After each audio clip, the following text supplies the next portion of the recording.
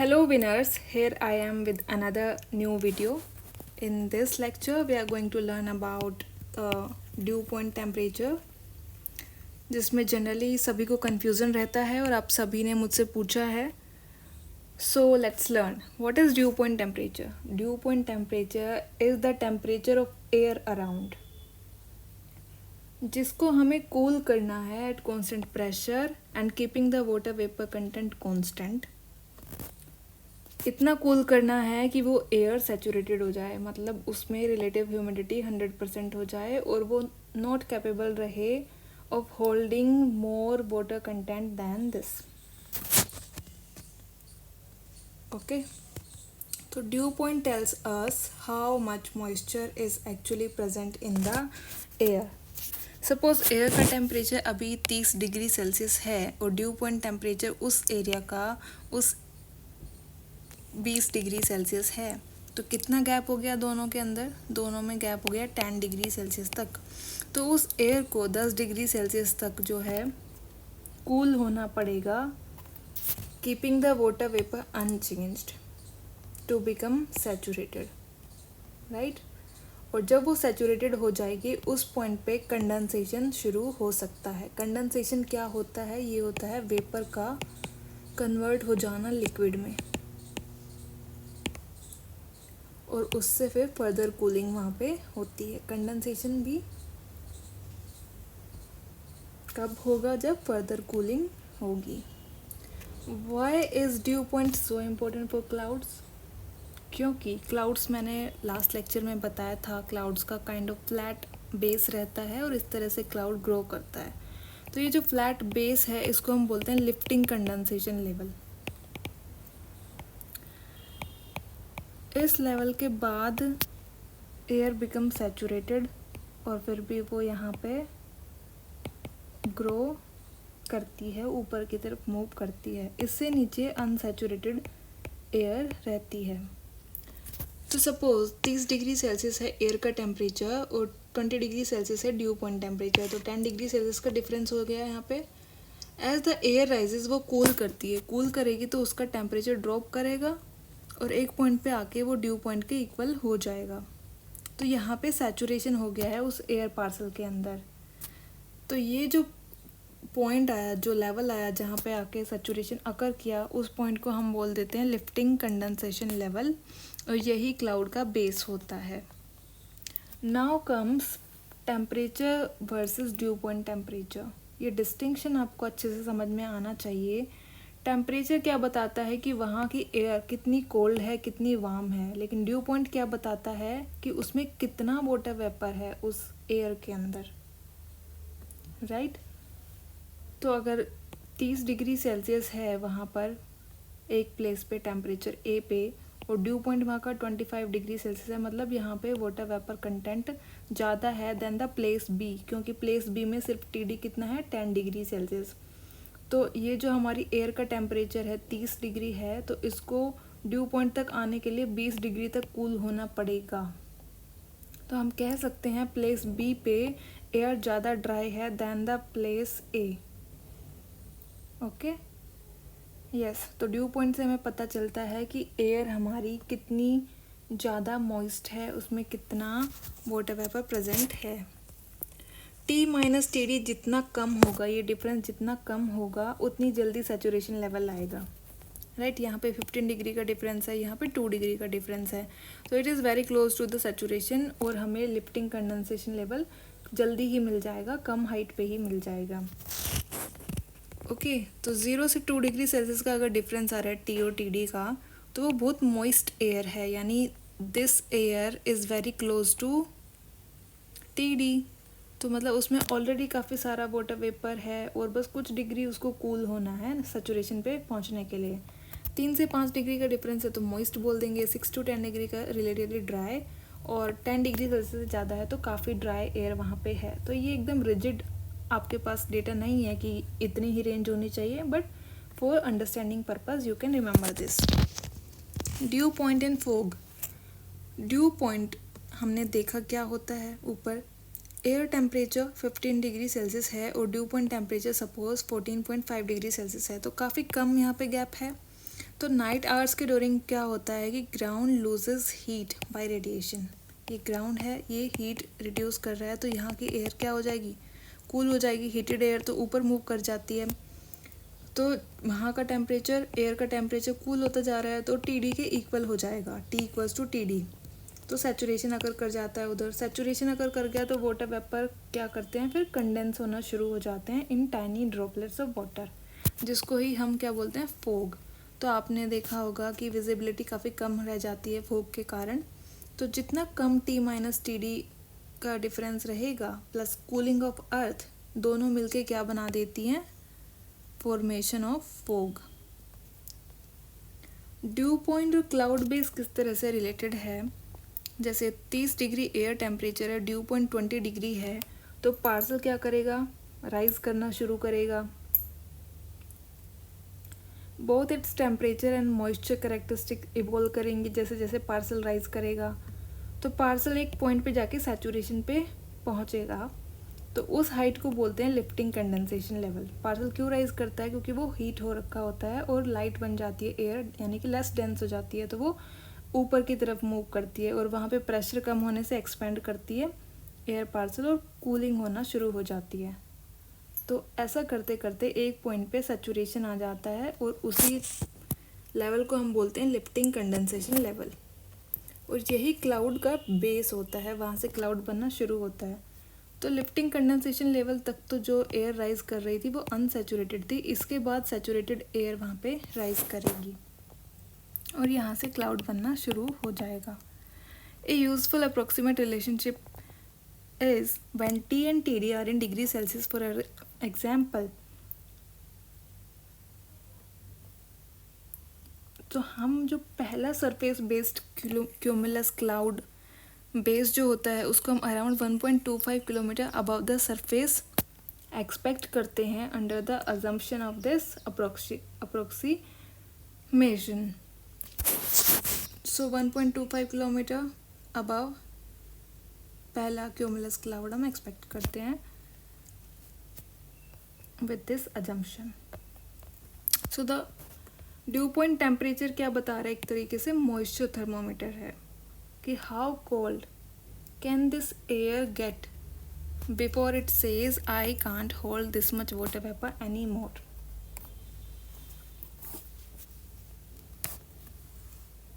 Right, suppose एक air parcel है, उसका टेम्परेचर अभी ज़्यादा है, अब इसको कूल करते जाना है। यहाँ पे वाटर वेपर्स हैं, ये कांस्टेंट रखेंगे, प्रेशर को भी कांस्टेंट रखेंगे, अब इसको कूल करते जाना है। कूल कैसे होगा, जैसे जैसे राइज करेगा ऊपर तो अपने आप कूल होता जाएगा। तो कूल होता जाएगा, तो उस टाइम पे कब तक वो कूल हो सकता है, कितने डिग्री तक कूल हो सकता है, holding this much water vapour content, वो है ड्यू पॉइंट टेम्परेचर। अगर टी काफ़ी हाई है, इसका मतलब लोड्स ऑफ मॉइस्चर उसमें प्रेजेंट है। अगर टी लो है तो उसके अंदर लिटिल मॉइस्चर है।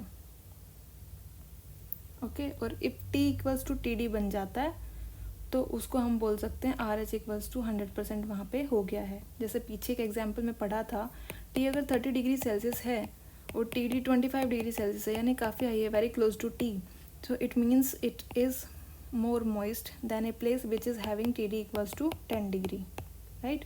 It is more moist and it is dry. So warm air can hold more water vapor than the cold air,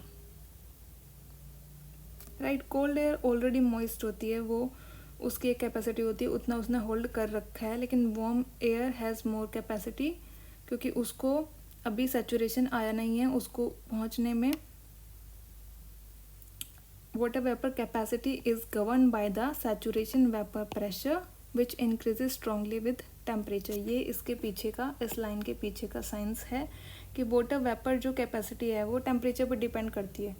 अगर टेम्परेचर किसी पार्सल का ज़्यादा है तो उसका सैचुरेशन वेपर प्रेशर रीच करने में अभी थोड़ा और टाइम लगेगा। It can hold more water vapour till reaching that saturation level.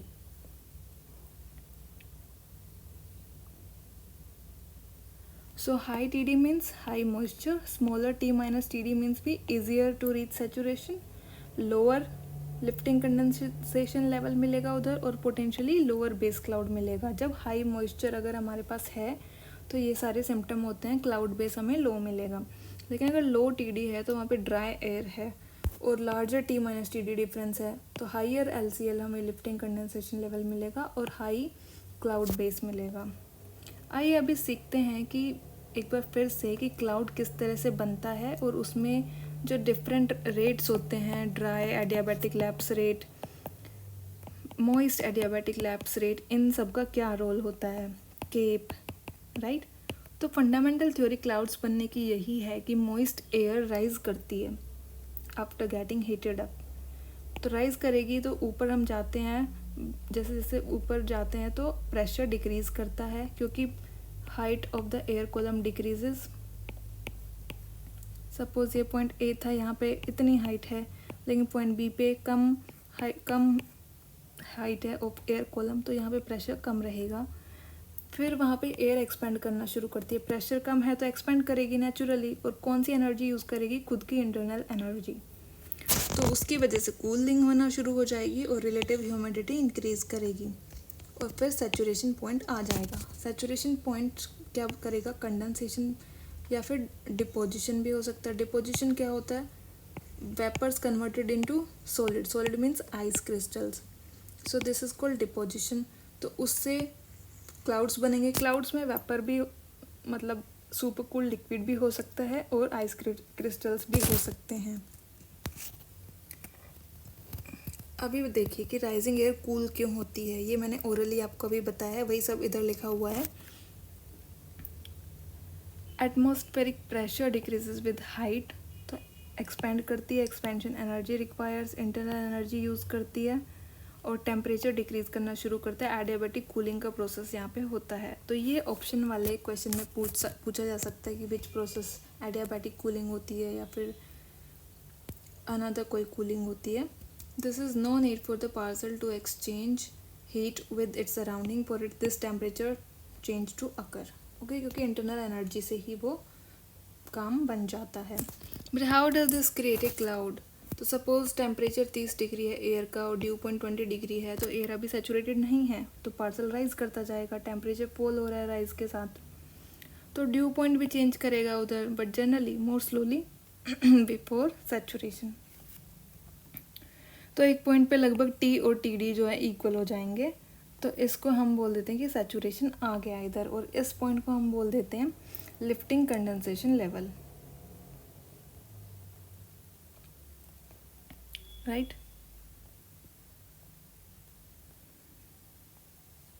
Why is a cumulus cloud base often flat? The reason is same, because for all the many thermal rising, बहुत सारे ऐसे parcels वहाँ पे rise कर रहे हैं और वो लगभग उसी लेवल पे आके जो है सैचुरेट हो जाते हैं, तो लगभग वहाँ स्ट्रेट लाइन जैसा काइंड ऑफ फ्लैट बेस बन जाता है और उसके ऊपर ग्रोथ क्लाउड की होना शुरू हो जाती है। कॉमन कंडेंसेशन लेवल है, तो इसलिए वहाँ पे एक फ्लैट क्यूमुलस बेस आपको दिखाई देता है।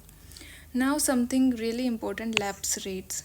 तो एनवायरमेंटल लैप्स रेट होता है हमारे पास एक, जो जनरली हम 8 डिग्री सेल्सियस पर किलोमीटर मान सकते हैं कि एक्चुअल जो टेम्परेचर चेंज हो रहा है विद हाइट, वो है लैप्स रेट। कि किस तरह से जैसे जैसे हम ऊपर जाते हैं ना हाइट पे, तो टेम्परेचर डिक्रीज़ करता है ट्रोपोस्फेयर के अंदर, तो वो किस रेट पे डिक्रीज़ कर रहा है, 1 किलोमीटर चलने में वो 8 डिग्री सेल्सियस कम हो जाता है, तो ये एनवायरमेंटल लैप्स रेट है।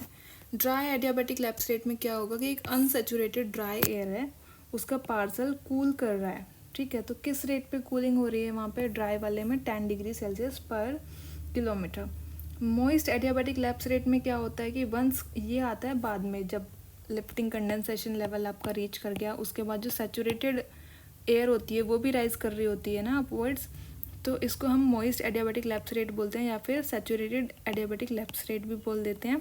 ये इसमें क्या होता है ना, कंडेंसेशन के ड्यूरिंग एक लेटेंट हीट रिलीज़ होती है, वेपर्स हैं, वेपर्स कंडेंस करके लिक्विड बना रहे हैं, तो ऑब्वियस है वहाँ पे लेटेंट हीट रिलीज़ करेगी, तो वो क्या करती है लेटेंट हीट, वो उस प्रोसेस को, जो कूलिंग का प्रोसेस था उसको थोड़ा स्लो डाउन कर देती है, राइट। जो पहले 10 डिग्री सेल्सियस से स्लो कूल हो रहा था, अभी वो 4 to 7 डिग्री सेल्सियस पर किलोमीटर से ही कूल करेगा। this might vary, okay? This data is not constant, but this is for the range is given here, okay? So इससे क्या होता है कि स्टेबिलिटी का पता चलता है हमारे एनवायरनमेंट की. सो सपोज तो आपको ऑर्डर पता चला ना इसमें कि MALR सबसे कम है, फिर ELR है, फिर है हमारे पास ड्राई का सबसे फास्ट रेट ऑफ कूलिंग. तो इससे एनवायरमेंटल स्टेबिलिटी का अंदाज़ा आप लगा सकते हो लैप्स रेट के थ्रू. सपोज 6 डिग्री है एनवायरमेंटल लैप्स रेट और ड्राई पार्सल का 9.8 डिग्री सेल्सियस है, ओके? तो क्या होगा कि पार्सल कूल करना शुरू करेगा और वो फास्टर रेट पे कूल कर रहा है विद द एनवायरनमेंट. तो अभी सपोज वो कूल हो चुका है, लेकिन उसके आसपास तो अभी भी वार्म एयर है. तो वो कूल जो पार्सल है वो क्या करेगा, वो वापस से नीचे आ जाएगा, क्योंकि कोल्ड एयर जो है ज़्यादा डेंसर होती है देन द वार्म एयर. तो नीचे आ जाएगा तो सिंक बैक कर जाएगा और स्टेबल एनवायरनमेंट वहाँ पे होगा. उतनी कन्वेक्टिव एक्टिविटी उधर आपको देखने को नहीं मिलेगी. लेकिन सपोज एनवायरमेंटल लैप्स रेट ज़्यादा है 11 डिग्री सेल्सियस तक, राइट? तो उसमें आप क्या देखेंगे कि 9.8 डिग्री सेल्सियस जो है पार्सल का है. तो आप क्या देख पा रहे हैं कि एनवायरमेंटल जो कूलिंग हो रही है वो फास्टर है than the parcel. So the rising parcel remains warmer than its surroundings. तो ये वार्म ही रहेगा, वार्म रहेगा तो ये keep moving upwards, vertical convective activity continue करेगी. तो ये अनस्टेबल यहाँ पे एनवायरमेंटल कंडीशन बनकर आती है. तो ये 2 कंडीशंस हो गई स्टेबिलिटी के लिए कि लैप्स रेट अगर इस तरह से है, अगर हमारे पास आ जाता है कि ELR अगर ग्रेटर देन है DLR से, तो जो है वो स्टेबल रहेगा. लेकिन अगर DLR ज़्यादा है, सॉरी मैंने थोड़ा रिवर्स बोल दिया, इफ़ DLR इज़ मोर तो स्टेबल रहेगा, अदरवाइज एनवायरनमेंट अनस्टेबल रहेगा. The beautiful connection to the cloud type. तो स्टेबल एटमॉस्फेयर में वर्टिकल मोशन उतना नहीं रहेगा, हॉरिजॉन्टल स्प्रेड रहेगा और लेयर क्लाउड्स बनेंगे उस टाइम पे, यानी कि स्ट्रेटस, अल्टोस्ट्रेटस, निम्बोस्ट्रेटस. निम्बोस्ट्रेटस कौन से क्लाउड्स होते हैं? रेन बियरिंग क्लाउड्स होते हैं. स्ट्रेटस लेयर की फॉर्म में जो नीचे काफ़ी लो बेस पे पाए जाते हैं. अल्टोस्ट्रेटस जो मिड लेवल पे जो लेयर्ड क्लाउड्स होते हैं. अनस्टेबल एटमॉस्फेयर के टाइम पे क्या होगा, हमारे पास टावरिंग क्लाउड्स बनेंगे, क्योंकि डीप कन्वेक्टिव एक्टिविटी हो रही है ना वहाँ पे, पार्सल कीप राइजिंग है. तो यहाँ पे क्यूमुलस, क्यूमुलो कंजेस्टस, क्यूमुलो निम्बस, इस तरह के क्लाउड्स हमें देखने को मिलेंगे. क्यूमुलो निम्बस थंडरस्टॉर्म एक्टिविटी के लिए रिस्पॉन्सिबल होता है. तो इसमें ग्रोथ वर्टिकली ज़्यादा रहेगी और स्टेबिलिटी थोड़ी कम रहेगी, राइट? ये आप पढ़ सकते हैं, सेम चीज़ों को रिपीट किया गया है यहाँ पे.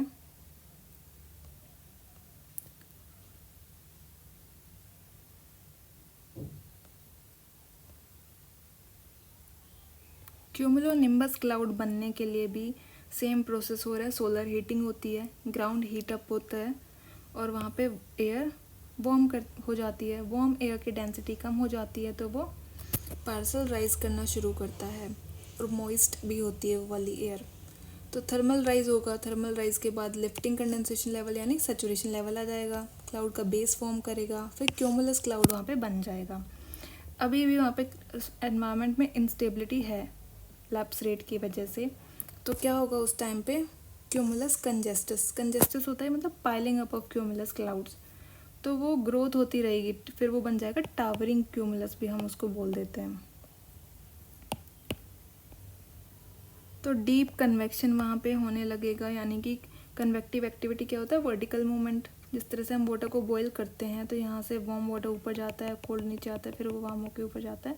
Same process is called convection. तो यहाँ पे डीप कन्वेक्शन अकर कर रहा है जिससे क्यूमुलोनिम्बस क्लाउड बन जाता है और मैच्योर स्टेज में ये थंडरस्टॉर्म देता है. थंडरस्टॉर्म के फिर सब पार्ट्स आ जाते हैं, उसमें स्ट्रॉन्ग अपड्राफ्ट यानी अप भी हो रहा है, फिर नीचे भी विंड आ रही होती है और प्रेसिपिटेशन भी स्ट्रॉन्ग होता है. प्रेसिपिटेशन में स्नो भी हो हेल भी हो सकता है, रेन भी हो सकती है, लाइटनिंग भी वहाँ पे आ सकती है. और एक एनविल टॉप यानी फ्लैट बेस, और टॉप पे जो फ्लैट बन जाता है. Cloud reaches the upper troposphere और स्प्रेड्स हॉरिजॉन्टली. ट्रोपोस्फेयर का ट्रोपोपोज जो लेवल है वो स्टेबल होता है. केप क्या होता है? देखिए, केप को समझिए कन्वेक्टिव अवेलेबल पोटेंशियल एनर्जी, यानी energy available for ascending an air parcel buoyant force है एक तरीके से ये। तो जब एनवायरनमेंट में मॉइस्चर भी है, इनस्टेबल भी है, वो लिफ्टिंग अगर करने के लिए भी सारी कंडीशंस वहाँ पे है, तो ये थंडरस्टॉर्म को फॉर्म कर देती हैं। तो हाई केप क्या करता है, ये रिस्पॉन्सिबल है, काइंड ऑफ सपोर्टिंग है, बट इसका मतलब ये नहीं है कि थंडरस्टॉर्म होगा ही वहाँ पे, right. But high CAPE kind of supporting this phenomena and along with this moisture भी होना चाहिए वहाँ पे, पर इंस्टेबिलिटी भी होनी चाहिए और लिफ्टिंग भी होनी चाहिए। तो एक trigger lifting mechanism you will always need. अब समझिए लिफ्टिंग कंडेंसेशन लेवल आप देख चुके हैं। अब हमारे पास आ जाता है एक लेवल ऑफ फ्री कन्वेक्शन। इसका मतलब होता है कि the level where the parcel become warmer and less dense than its environment and can rise freely due to buoyancy. Self sustaining जो कन्वेक्शन हो जाता है उसको हम बोलते हैं level of free convection, right. So is there, let's take some questions now. Is there strong vertical growth? अगर आप देख रहे हो एक लो यूनिफॉर्म ग्रे ब्लैंकेट है, तो वहाँ पे वर्टिकल ग्रोथ आपको दिखेगी क्लाउड्स की? नहीं दिखेगी, क्योंकि वो ब्लैंकेट शीट की तरह फैला हुआ है, तो नहीं है वहाँ पे। इसका मतलब एनवायरनमेंट वहाँ पे एटमॉस्फेयर जो है स्टेबल है, और स्ट्रेटस क्लाउड्स हैं, वो स्ट्रेटस लो लेवल क्लाउड्स होते हैं। केस बी सपोज करिए, एक scattered fluffy cloud with flat basis वहाँ पे फैले हुए हैं, तो उसमें वर्टिकल डेवलपमेंट है, हाँ थोड़ी बहुत तो है। अगर इस तरह के क्लाउड्स फैले हुए हैं अगर, तो वर्टिकल डेवलपमेंट तो है वहाँ पे, तो इसको हम बोल देंगे कन्वेक्टिव थर्मल्स भी वहाँ पे हो सकते हैं फिर, राइट। जब इनकी वर्टिकल ग्रोथ है तो कन्वेक्टिव एक्टिविटी भी हो रही है, तो ये क्यूमुलस क्लाउड हो जाएगा। अगर ह्यूज वर्टिकल टावर है और एनविल भी है और लाइटनिंग भी है, तो ये क्यूमुलोनिम्बस क्लाउड होता है।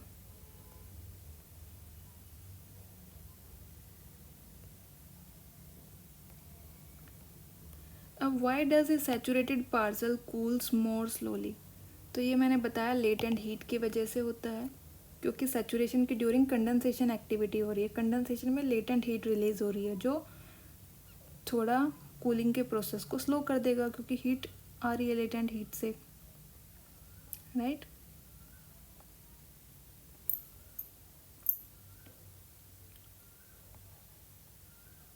तो this everything is written here. I have already told orally, so you can read it on your own.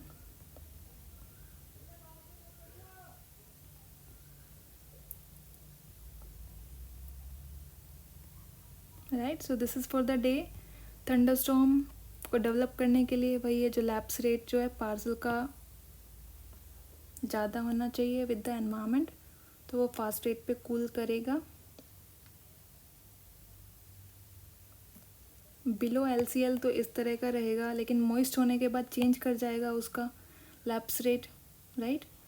अब एनवायरनमेंट का 8 डिग्री सेल्सियस है, तो now the environment is cooling faster than the parcel, तो parcel rise करता जाएगा। Parcel rise करेगा तो क्या होगा, वहाँ पे डीप कन्वेक्टिव एक्टिविटी कंटिन्यू करेगी, तो राइज कंडेंसेशन हो गया, लेटेंट हीट रिलीज हुई, अभी पार्सल वार्मर है, बायंस फोर्स उसको मिलता जा रहा है, वो it keep rising, so deep convective activity वहाँ पे बन रही है। So this is for the thunderstorm, okay. So इस लेक्चर में आपने ये सभी चीज़ें पढ़ ली हैं। केप क्या होता है, मॉइस्ट एडियाबैटिक लैप्स रेट क्या होता है, लिफ्टिंग कंडेंसेशन लेवल क्या होता है, एडियाबैटिक कूलिंग क्या होती है, ड्यू पॉइंट क्या होता है, फॉग किस तरह से बनता है। तो ये सभी चीज़ें एग्ज़ाम पर्सपेक्टिव से काफ़ी इंपॉर्टेंट हैं। And stay tuned if you are still connected, so please subscribe to my channel, because it helps me to get motivated and bring back good content for you. So okay, bye.